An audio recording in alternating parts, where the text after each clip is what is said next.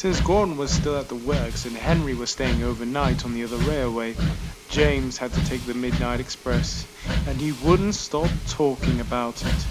When the men were finished checking him over, Alfred puffed into the sheds after pulling one of the stopping trains. Hello, James. Where are you off to this evening? I'm gonna take the midnight express to Barrow. Oh, alright.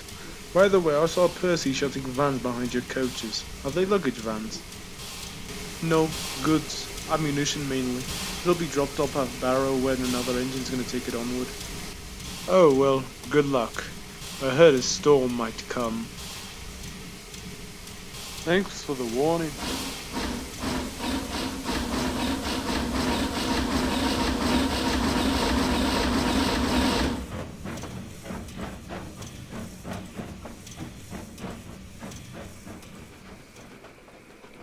Alfred was right.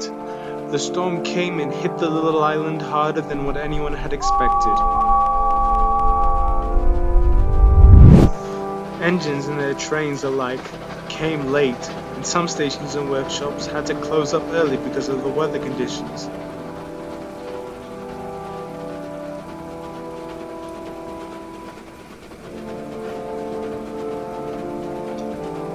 Gordon heard the thunder clashing outside and hoped his friends were still alright. Also, he wondered if they forgot about him. After all, it had been a few weeks by then. Maybe Alfred came to replace me after all.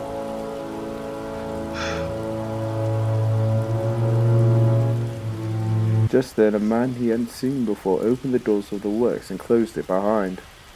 Gordon looked confused. The works were closed because of the showers. There were talks of 3 men vandalizing the railway property and stealing parts from the coaches and even the engines. The man didn't stop walking until he was in front of Gordon. The big engine held his breath, but when the man spoke, he spoke in a Scottish accent. "Excuse me, big engine. I believe you're the one I'm supposed to repair." "Oh, I haven't seen you around here before. I thought you were one of those vandals on the news lately." "What vandals?" "Some blokes from Wales, my driver said." "Oh, don't worry. I'm a certified workman. And what needs fixing?" "From what George and John said, my valve gear needs fixing. As he said, it got intertwined with a piece of track as I came off. But he said the parts wouldn't arrive for another few months." "Rubbish. I can get that fixed in 2 hours tops." "Oh, okay. By the way, what's your name?" "Howard. You're Gordon, aren't you?" "Yes, indeed." "Well, it's a pleasure to finally meet you. Now let's get cracking." After he checked the side rods and pistons, he replaced the parts with new ones. After an hour or 2 had passed, Howard had finished the job not only in record time, but clean. You couldn't even tell that he just finished fixing an engine. Gordon was most impressed and quite surprised. "Wow, thank you. I'd better get going in the morning then. By the way, can I ask you how you fixed me so quickly?" "It runs in the family, I suppose. My father used to work as a mechanic for the Midland Railway back in the day, and he always wanted me to become a workman like him or even better. So I took up a job as a workman before the First World War, and soon I promoted to works manager, until everything changed." "How?" "Well, it had been a few years since the war officially begun. I was drafted as a railway worker because I refused to fight in the war. I was transferred to Brendan. Lived in holding crates around, you know. But there was one day a train full of fuel was shunted into the sheds by a blue tender engine that belongs to the railway.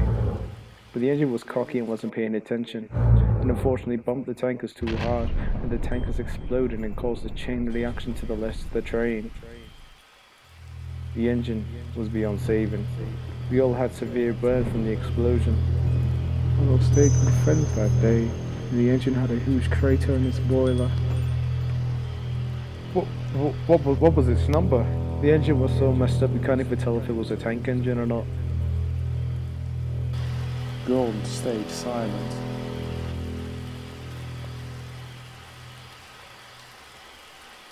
"Yeah, it's really something I don't like talking about right after I meet someone, but you mean well. Anyways, I've got to attend to other duties. Goodbye." "Goodbye, and thank you for everything," said Gordon as Howard left the works. Gordon closed his eyes and drifted off to sleep. When he woke up, it was early in the morning. It was damp, as the rain had come and gone within hours, but the workman was surprised to see Gordon already fixed. How the hell did number 4 get fixed so fast? This parts were supposed to take months to deliver. Don't know, Paul. Hey, Gordon, who fixed your wheels? This fine chap named Howard fixed it for me in record time. Howard who? We were only on first name terms, I'm afraid, but he did fix it, right? Oh yes, and what a fine job he did too. You'll get workmanship like this from anywhere, not even here. Oh, okay. He said he used to work at the docks at Brendam during the First World War. Oh really? Wait, I think my father told me about that. He used to be a dock manager at the time, and there was an explosion with a tender engine or something. But he said a man like Howard Goldman died in the blast. What did he look like? A rather tall, thin-looking chap with brown hair and a scar near his eyes.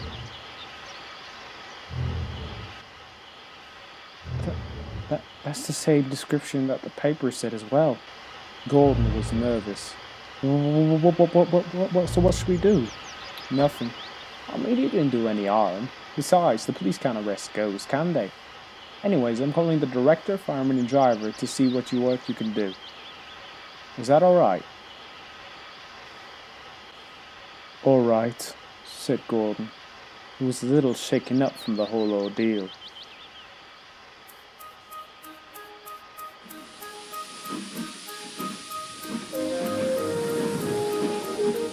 Railways have always been busy, especially harbours.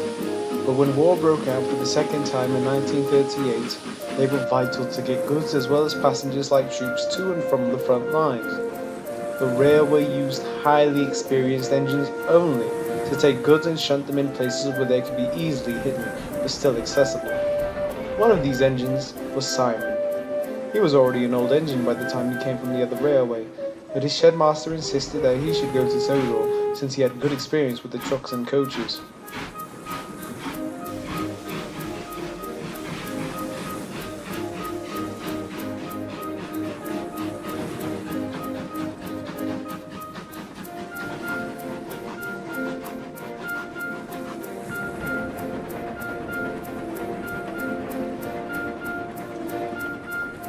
None of the engines besides Percy really talked to the tank engine about his life and background on the railway.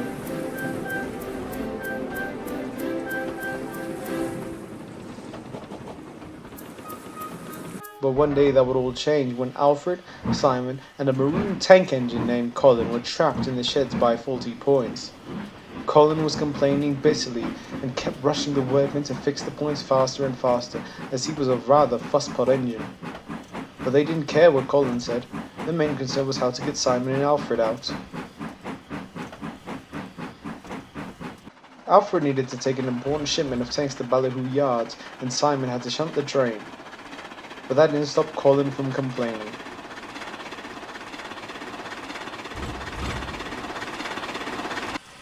Come on, come along, I have to take a train round back to Wellsworth. They're working hard at least. What's the problem, Jerry? The points are jammed, probably from those bloody vandals.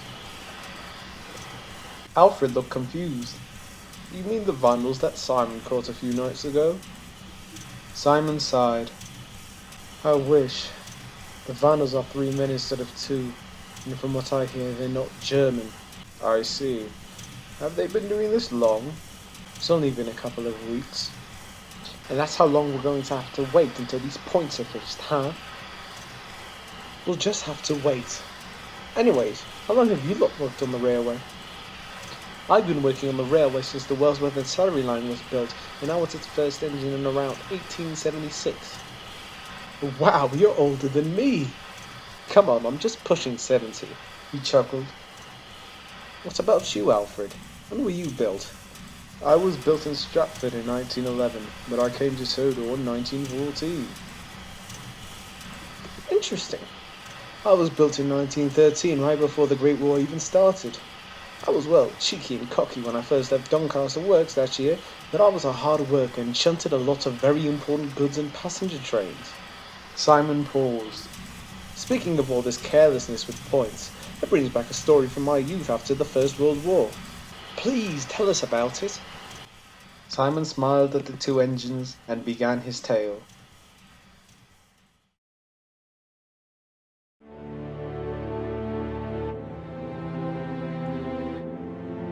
Even after the war to end all wars, the railways were busy as goods trains were taking up and down the railway lines. I was a part of the ROD division, you know, so I was well capable of shunting trucks and coaches around the big yard that we called home. Of course, if you have the big yard, there would be many engines. We had many engines around, from the humble shunter to the largest and fastest express locomotive the LNER has ever seen. I also think I saw Golden pulling an express once in a while before he came here. The most famous engines in our sheds were his brothers, number 1470 Great Northern and 1472, later on known as 4472, the Flying Scotsman. Great Northern wasn't like most express engines at the time. It was a quiet, chipper lad who got on with his work and was a gracious engine with no malice or hatred, and who was kind and forgiving even in defeat.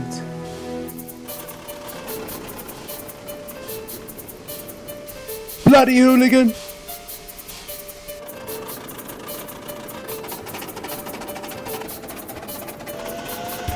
But Scotsman, on the other hand, was loud, obnoxious, and rather annoying, as he would talk about nothing but a special record, which would drive me and the other engines over the edge. But they both had kind and forgiving hearts, and both pulled passengers and goods if an engine was ill or indisposed.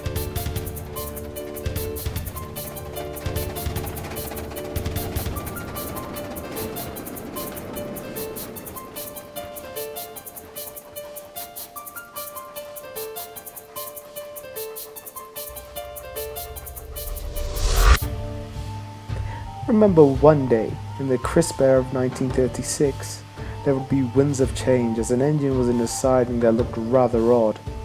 This engine was a new class of locomotive, the A4 Pacific. But to be more precise, one of the Jubilee engines.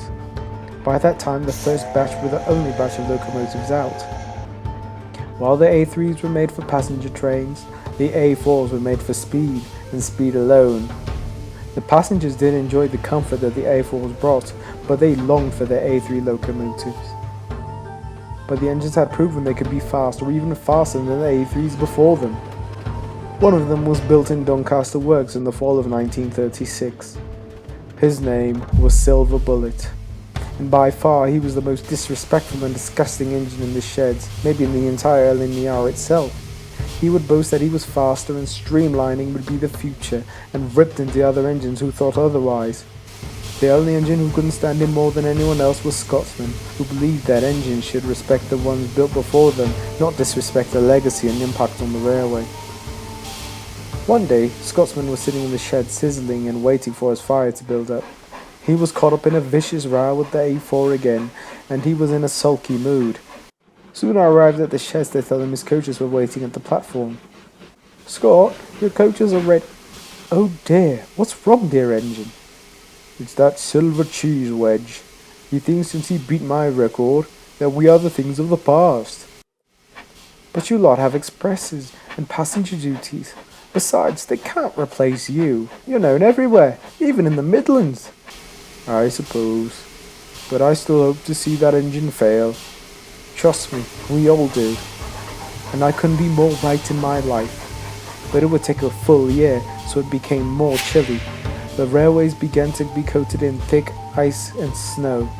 But this didn't stop trains. By that time, Mallard had broken the speed record of 124.5 miles. Silver Bullet was even more convinced of his Interstars's survival, until one day he was asked to pull the Silver Jubilee, and he gladly accepted. But it was more or less a test run to see if the engine was capable of taking trains such like this, but he was sure he could have pulled it better than any of the A3s could.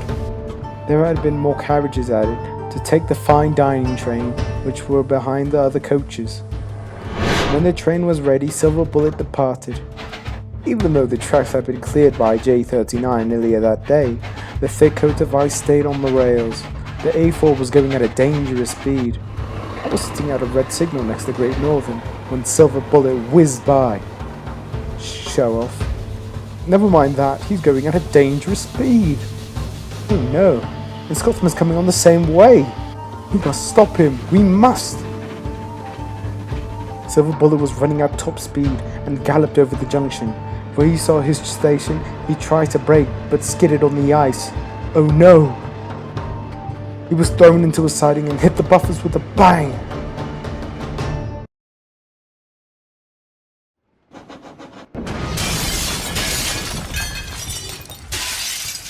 There was a sound of glass breaking, people yelling, and the China on his train was completely smashed. Amazingly, no one was severely injured, just very shaken. As for Silver Bullet, he was battered, bruised, and feeling very, very sorry for himself. But worse was to come, as who pulled the breakdown train to the crash site? But of course, Flying Scotsman. The A4 blushed as he thought the A3 was going to laugh at him. But to his surprise, Scott was looking worried. "I think we need an ambulance. Dial 999. He turned to the stricken engine.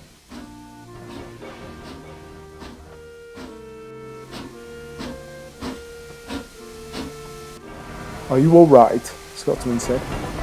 "Yes, I'm fine. How are my coaches?" "Damaged, heavily by the looks of it, but nothing we can't handle in our works." When the silver engine was put back onto the tracks, Scott slowly coupled up to him gently and shunted Silver Bullet into the sheds of the works. As he was shunted into the main part of the works, he blushed again. There was the shed master, the works manager, and most surprisingly of all, the chief mechanical engineer, Sir Nigel Gresley. "And then what happened?" asked Colin. "Oh, he was sent away in disgrace, and he and Flying Scotsman both went to King's Cross with two of Silver Bullet's brothers, Gadwall and Herring Gold, and someone Nick called Sir Ralph Wedgwood or something. Anyways, what Scott said before I left to work at Southampton Docks, he said that the elegant sir had used some choice words that I didn't want to address. But I do feel kind of bad for the poor chap. I mean, ice and snow did cause the accident after all." "Wait, you worked in the southern region?" "Yes, but only a few years, and..." "The points are fixed. You lot should be good to go now. Yay, off to Brentham. Bye, Alfred and Simon."